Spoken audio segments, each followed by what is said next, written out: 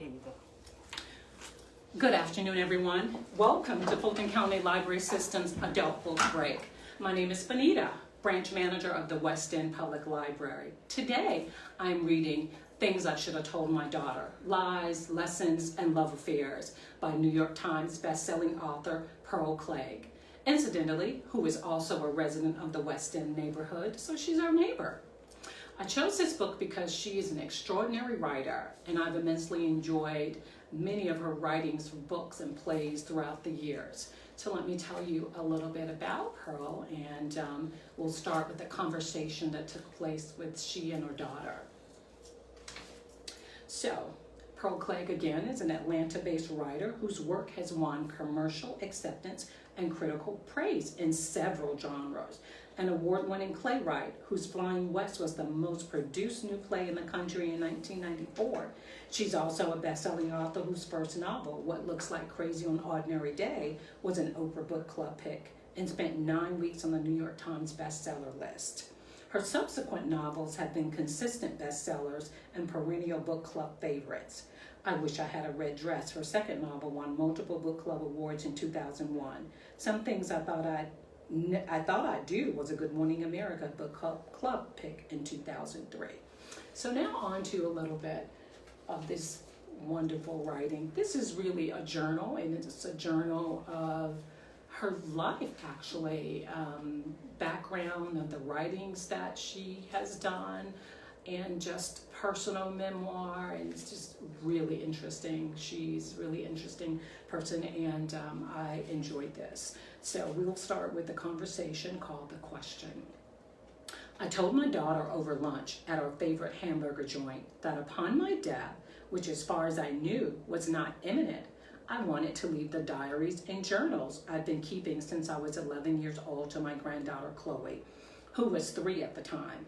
My daughter didn't even pause to consider the idea. Absolutely not, she said calmly, reaching for the ketchup. She doesn't need to know all that. All what? I said, surprised by her reaction. All that, she said, raising her eyebrows as if I knew perfectly well what all that was, so she wasn't required to provide any specifics. You've never even read my journals. I knew this to be true since she had politely declined my offer to provide her with unlimited access to them when I thought she might be curious somewhere around her 15th birthday. I didn't want her to have to sneak and read them the way I did when I discovered a volume of my own mother's diary, carefully concealed in the back of her closet. That discovery made me understand that for the first time, my mother had a rich interior life, not to mention a sex life that didn't include me at all. Far from being hurt by this, it deepened my affection and respect for my mother, who had now revealed to me as a mysterious, passionate, creative woman, engaged in a valiant struggle to balance love and freedom. My daughter didn't see it that way. She saw the journals as uncensored, unedited slices of my life, meant for my eyes only. Any attempt to include others in such an intimate experience after the fact, and through no fault of their own, struck my child as self-indulgent, insensitive, and unnecessary. Aren't you even curious? I said. Curious about what? My daughter said. About my life, I said. About what happened.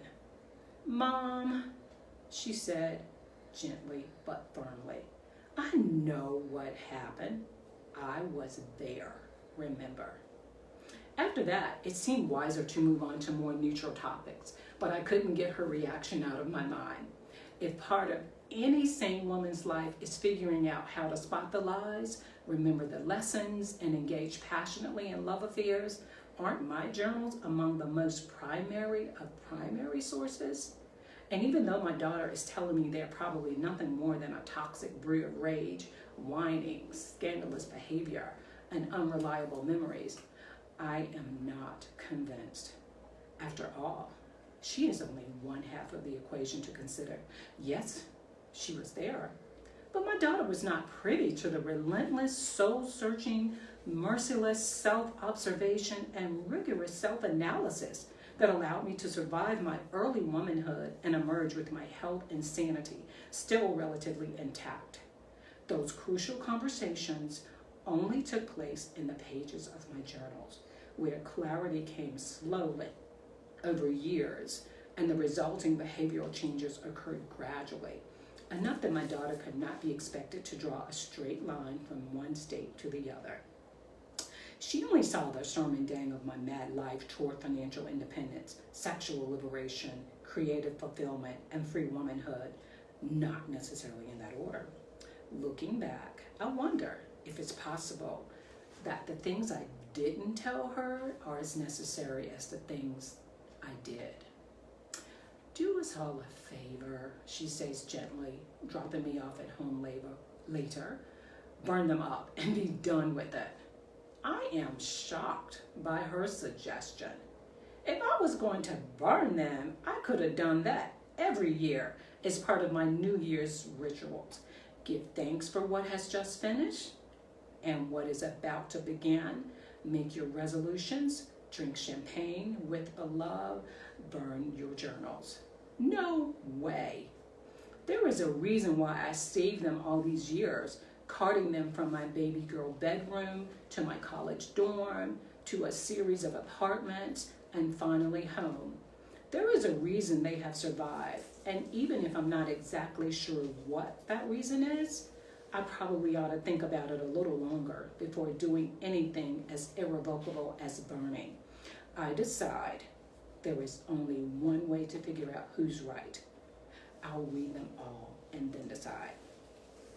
I am surprised to realize how many there are, stacked in cardboard boxes, stashed in my great-grandmother's Alabama steamer trunk, spilling over the sides of an overflowing and badly tattered basket, demanding organization and attention.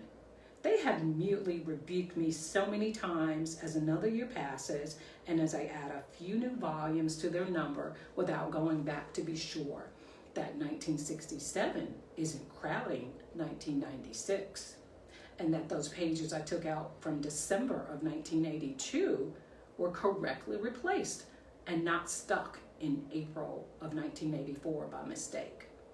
Clearly, the first challenge is narrowing my search for mystery and meaning to a manageable number of notebooks. I need an organizing principle, but based on what? Dates, times, places, decades? The ideal of a couple of decades appeals to me. 20 years is not enough time to be overwhelming, but it is more than enough to be a representative sample.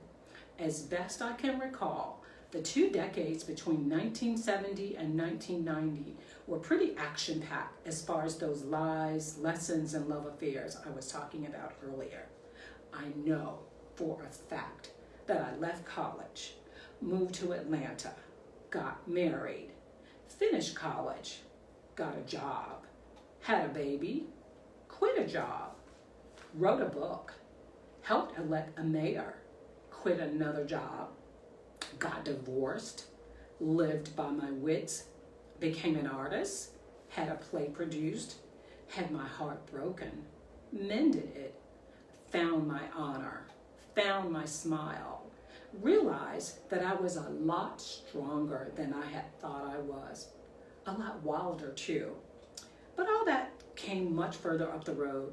This particular 20-year journey begins in Atlanta on January 9th, 1970.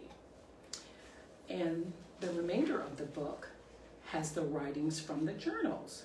I will just read a few entries in this journal. January 12th, 1970.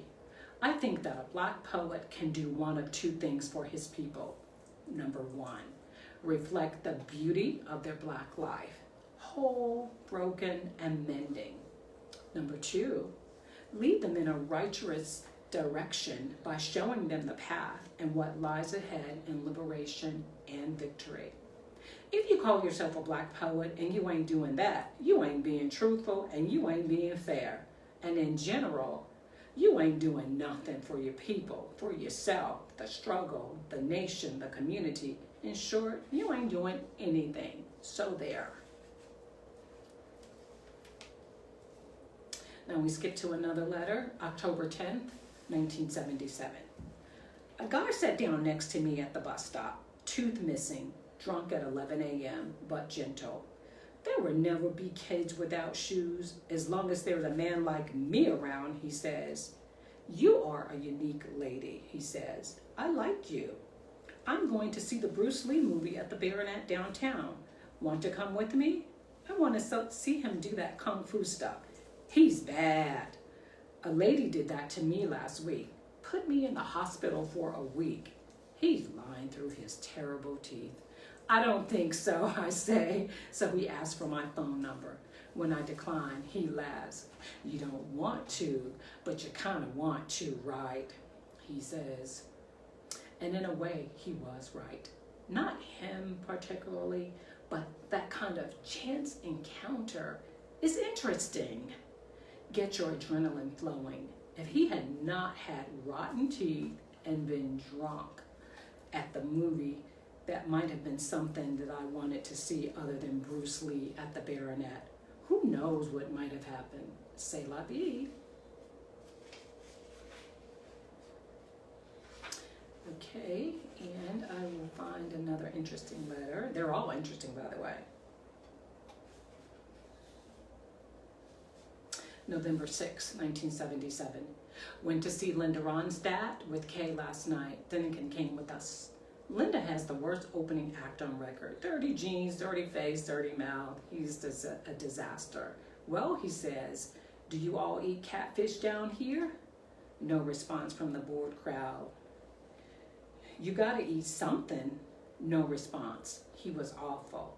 But then we did not come to see him. We came to see Miss Linda, and he was only an unavoidable prelude. The man behind me is explaining the scene to a couple in their 40s. Well, he says, the hippies are all in their late 20s or 30s by now. Kay and I exchange glances. He is right. He's talking about us. He's also talking about Linda.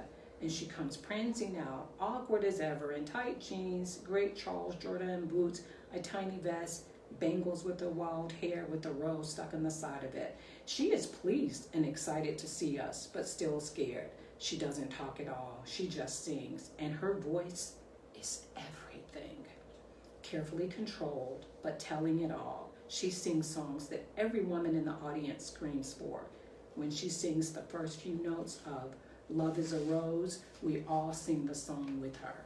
We also sing Blue Bayou and Desperado, where in the middle, her voice rises almost out of her range in her desperation to be heard, understood, loved. The chorus of sighs from women there, including me, reflects all the lost loves we've ever had. She is so good. She tries to talk a little bit, but she has heard that rock and roll stars talk a little, but she isn't comfortable doing it. She tries to dance a little for the same reason, but she isn't comfortable doing it. She doesn't need to dance, I say to Kay. She can just stand there and sing. The thing that I realize is that almost every song is about love that doesn't work, and I wonder why. She has the fame. She makes $60 million a year for her record company. Men look at her photograph as she sings like the proverbial bird, but she is unlucky in love and insecure about her looks. She feels fat. She feels ugly. She doesn't have a man who loves her waiting backstage. She needs John Peters, I whisper to Kay. Yes, Kay whispers back to me and nod to each other. John Peters, the kind of man that liberated artists women longs for. He thinks Barbra Streisand is the most talented, the most beautiful, the most creative. And she, the ugly duckling from Brooklyn, thinks so too. Why can't we clone him and make him come in black, white, Chinese, and sell him? Every female artist needs one because money doesn't matter. Neither does fame or fortune or a rose in her hair. Nobody calls her the morning after. We are all sisters. We know how she feels, and we love her. Let's get to August 5th, 1980. I had another Richard Pryor dream last night. I was in a car, in a parking lot, underground, like in All the President's Men, and he was there. And I saw him and leaned way out of the car to wave, and he waved back. I cupped my hands and called out, I love you. And he cupped his hands and called out, I love you too. I tried to get back to where he was going to say something else, but just couldn't get to him. And I kept hollering things, and he kept hollering things, but we couldn't get the car and him and me together. September 4th, 1980. Ran into Pat Conroy outside of the Midnight Sun restaurant in Peachtree Center. He kissed my cheek and held my hand and took my number. September 24th, 1980. This is what I want to know. How do you get the people you love and the people who love you to leave you alone long enough to write a book? October 1st, 1980. Great call from Daddy. At the end of the conversation, he said, well, I've been trying to call you for a week. I'm glad to know you still live there and you're not living in sin. It's only because everybody I meet is crazy, I say. And I had one of those already. There is no time for sinning, he says, laughing. Time's going too fast. Gotta sin on the run. I agree, laughing, too. Most of the men I meet, I say, are on the run, and that's the best way to handle it anyway. I think when life is sweet, sometimes it's so sweet, I can taste it. And I will read one or two more letters. So on May 22nd, 1985, adventures everywhere. A call from Columbia Pictures to say, thanks, but no can use to our screenplay treatments. I feel my throat clog up and my cheeks flush as I talk to the assistant to the big cheese who has been dispatched to call and give me the bad news. When I hang up, I am embarrassed, guilty, afraid of what my collaborator's reaction will be. I feel tears crowding out any sane thought behind my eyelids, and I make what I know to be a great move. I go to my bedroom. I lie down for a nap for an hour and a half. I wake up with a slight headache, but no tears, just a clearer vision of what it means. I think what it means is this. I have gotten a specific rejection of two specific ideals by a specific studio way off in Hollywood. No more, no less. I also realized in half-dream state that there is part of me that is relieved, a part of me that wants to continue the slow, not so slow pace of my real work. That is, projects that are coming from my heart and my life, not made up according to the desires of a faraway studio chiefs who don't know or love me. I am not writing to sell, but writing to speak clearly about who, what, and why. There is some relief at not having to throw myself into that movie world just now. There is also the realization that I don't have to worry about disappointing anybody but myself. It is up to me to decide where to put my writing energies, me and only me. The next phase includes the following, but not necessarily in that order: revisions on hospice, an attempt to tour it, a good script for Alias Johnny Valentine, a new play, possibly The Athlete and the Mom, a teleplay, a little girl in the Vietnam vet, or send to Woody for O'Neill consideration.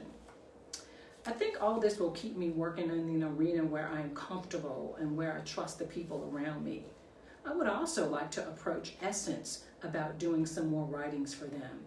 There are challenges and joys within the world where I already have a good reputation and some respect for what I do. There is also more control of my work in theater, and I want to control as much as I can. Movies are about stars and directors, not writers. I want to listen to my own voice and not throw myself at the movies where there is such a press to do commercial stuff. So those are just a few letters, and there are many, many more letters to read and things I should have told my daughter, life lessons and love affairs. But if you want to find out more about those life lessons and love affairs, I suggest you visit our local library where we are now offering curbside service. You can actually place this book and many of Pearl's books on hold for pickup. Drive up to your neighborhood library and we'll gladly bring them out to your car. So remember, There are so many good writings to choose from, but I really suggest that you read them all, and make sure you visit us at fultoncountylibrary.org for more readings and more titles by this wonderful local Atlanta author. Thank you so much for tuning in today, and I look forward to speaking with you next time and choosing another book for Adult Book Break. Have a great evening, everybody.